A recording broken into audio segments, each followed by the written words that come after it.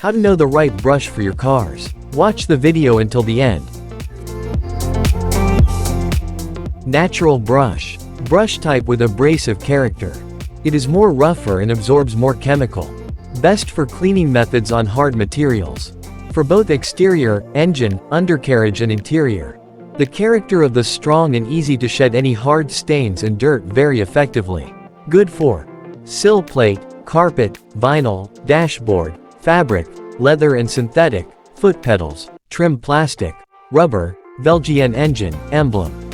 Synthetic brush. This type of brush with medium character and does not absorb chemicals. The most common and most widely used brush and best cleaning method. For hard and sensitive materials on the exterior and interior. The character of the brush is strong and fine bristles.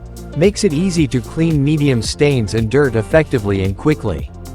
Good for ventilation grills, AC, ceiling, vinyl, dashboard, fabric, leather and synthetic, trim plastic, rubber, tire, wheels, engine, emblem, mica.